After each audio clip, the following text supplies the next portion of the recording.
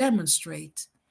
So that flow in the space that we create for ourselves, it could be a space that we design at the time, or it could be a premeditated space. So someone you would have thought of, how am I going to express my feelings in the space that I create for my writing, the characters in my writing, they're going to lean on that space, within that space, speak for themselves, act for themselves.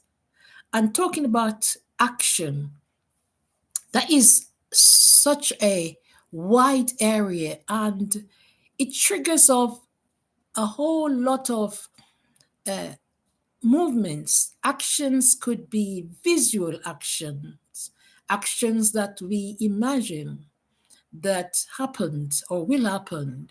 We could think of actions that have already happened, and we wish to take them into the space that we have created, which we have and have placed our characters within the space.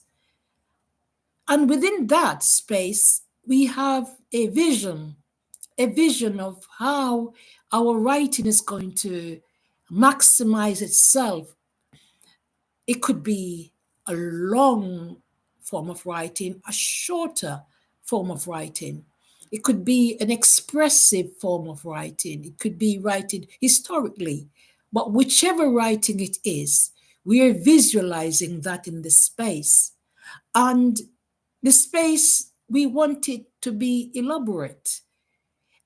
It could be selfish in a sense because our characters within the space wish to remain um, selfishly, because you have created them in the space and allowed them to be who they want to be. So, looking back at the characters and their space, we want to make sure that it is engaging, it is bringing out an understanding of how we can be tolerant of the space in which they are. They may want to move into different directions, but it is that space that you have given unto them, the space that they have made their own. You have allowed them to make their own. And within that space, you are thinking of how time is going to maximize itself within this space. And that is everyone's dream, every author's anticipation is the time when they are caught up, they're captured into this space.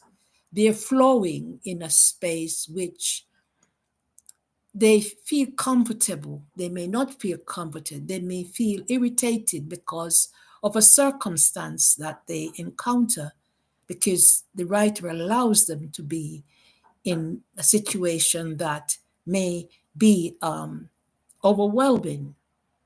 So, whichever aspect that we use, we know that the space is a dominant place for writers and for our characters, and we want it to remain that way.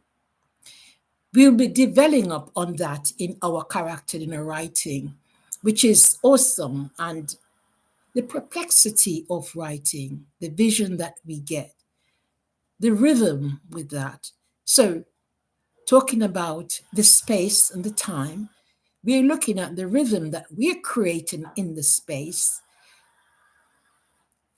It germinates different sounds, music, listening, which brings around the rhythm of our characters, the tone of our characters, the tone of our space, whether it be small or whether it be big. It is the space that we have created and which we will live by.